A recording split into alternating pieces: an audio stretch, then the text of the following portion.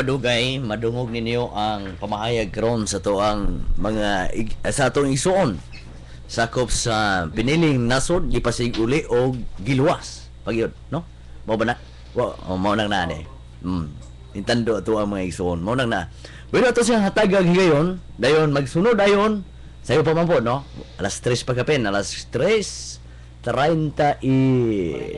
ha 44. ay 44 na di ay sorry coach. Unya, ihatag na to niya ang pamahayag bisa pagtaman siya sa alas 4, no? Kung gusto siya. Okay, pila man na 15-20 hon dapit, no? Ato ihatag sa to isuon, then magsunod dayon ang mga pangutana sa tuang mga kauban usab dinhi. Bro, Okay. Atong kutob na siya mas.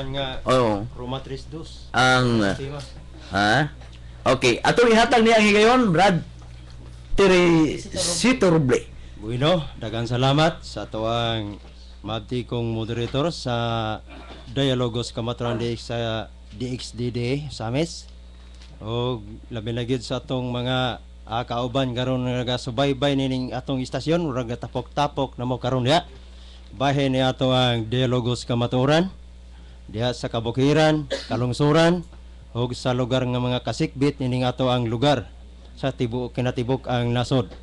So daghang salamat sa mga kaagapayan. So lamlot kay mga angga ta dinhi magkaisunan. Murag nadasig ko medyo nalig-on. Kay dito sa Dipolog nganlan dito ungkoyan. Apan ni agapayan. Madugay ni Paulino lahipod na pod ang sunod nini. Palunyan. Bueno makaisunan ang tema nga gisgutan sulat kini ni Apostol Pablo nga kung gipamatuod karong nintak na sa kapunon sumala sa dito sa Tagaruma sulti kini ni Apostol Pablo.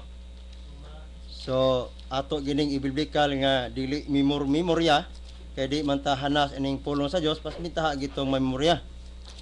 Mo sumala dit dire sa Roma 3:2 daghan bisan asa ipaagi una sa tanan ngadto sa mga Hudyo gipiyal ang mga pulong sa Dios.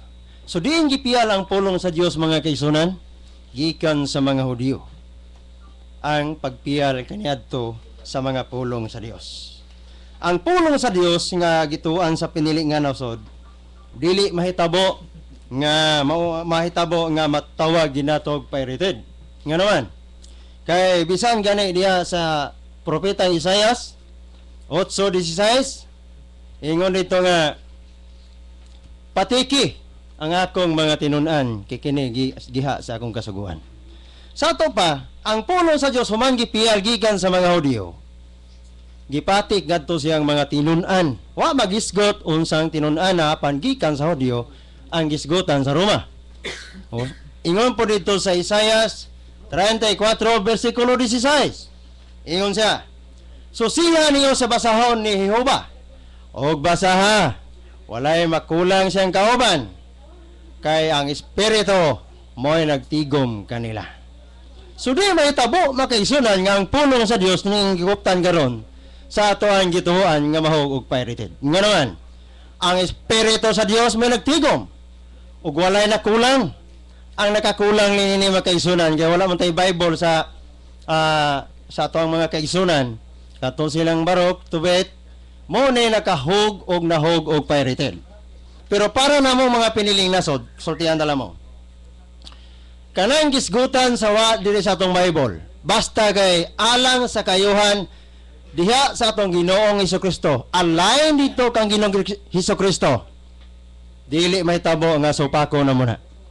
Nga naman, mas nindot hinuon nga ang kaligunan sa detalyado sa kamatuoran nga gipaagi diha sa atong kaigsunan nga nahihimong nakakulang diri sa toa kay wala man na sa atong Bible nga common nga Bible dili mahitabo nga ato na supakon.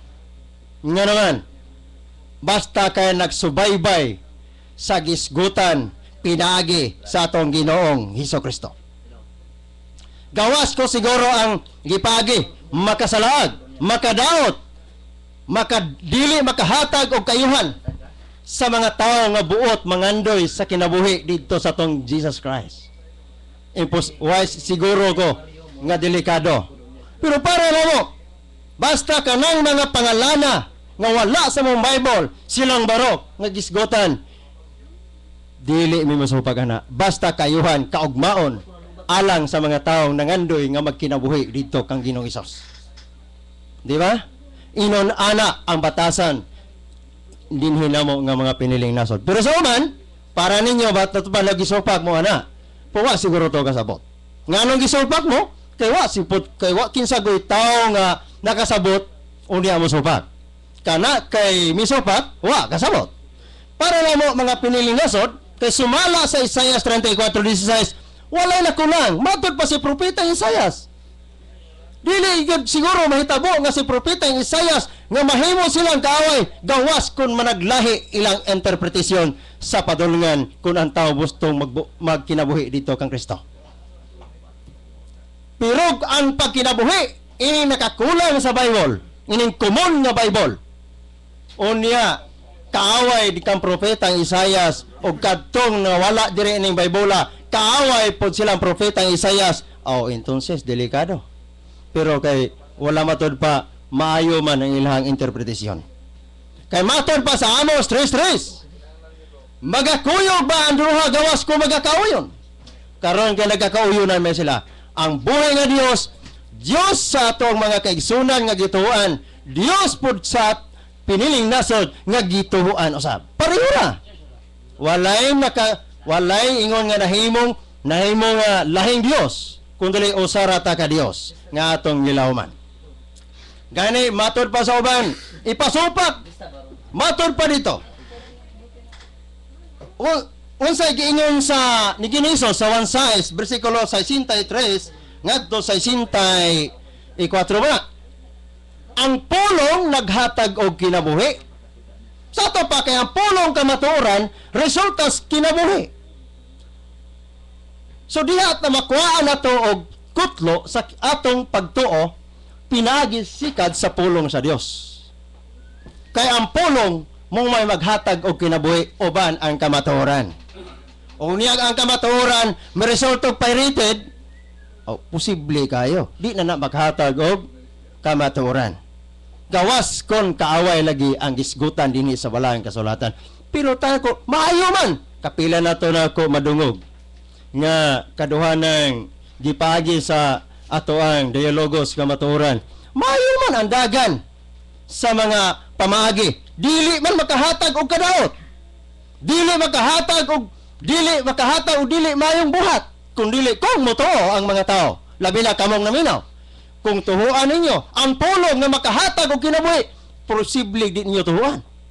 Gawas siguro makadaot. Mao na nga makaisunan para na mo mga pinilingasod.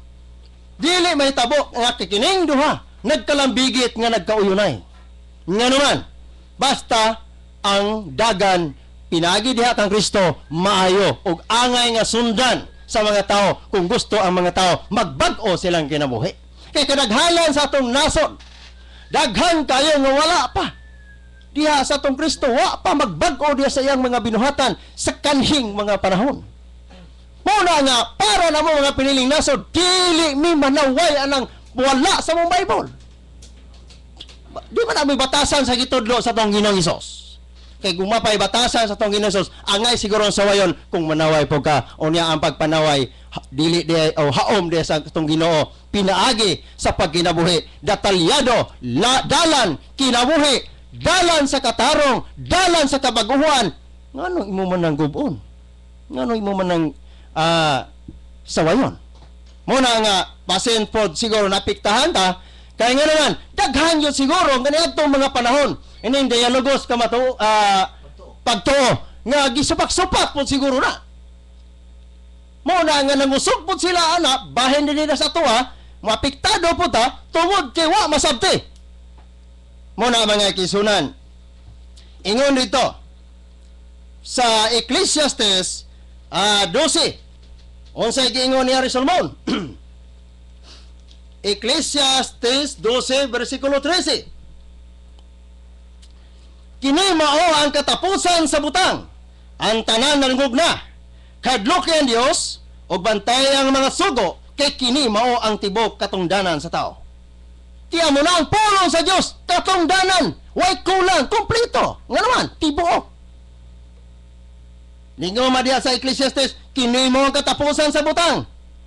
Ang tanan nanungog na, kadlo kay ang Dios, og bantay ang mga sugo kay kini dili tibuok katungdanan. Oh, sa to pa kulang. Walay na kulang. Ang nakakulang lang niini makaisunan sa ubang mga pagtulungan nga wala anang mga pangalana apan para na mo di may misupak nganoan basta andalan aalang sa kayuhan, dili makadaot sa nagapaminaw, dili makadaot sa nagatuo ug labi na kamong naminaw kay og magwali na gali nga padulong sa kining mga pulong sa Dios alang sa dili maayo o koreksyon eh. Doon mo tayo katungod nga mo proclaim. Kaya matag usa ka na to, di man ta sincero. Kaya sumala sa Ecclesiastes City 20, walay usang matarong. Dinhi ibabaw sa nang sayuta. Apan wala pagkasada. So kung ang sala ang imong angkonon, di ka pagkasadon kung imong angkonon, di ka pagkasadon ni Kristo. Pero ang sala imong angkonon, dili imong angkonon kana dili mapasaylo. Muna makaisunan ingon siya. Karon ang pangutana. Giyon tata sa pagbadlong ni Apostol Pablo kang pulong katungdanan sa matag usa ka tawo og tibuok kini. Way na kulang. Ingon ang buhat 5:38. O kining larawa. Matod pang Pablo.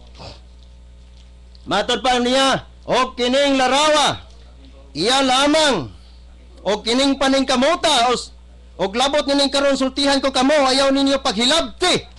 Kining mga tawhana, iya mo na, pasagdi, lamang sila. Kay kung kining larawa o kining paningkamuta, iya laman o galing sa tao nan kini mapakyas gayon. Pratod pas 39, apan, kung kini iyaman sa Dios, dili gid kamo arang makapugong nini tingali bay hinoon, makaplagan kamo nga makig-away di ay batok sa Dios. Kurat.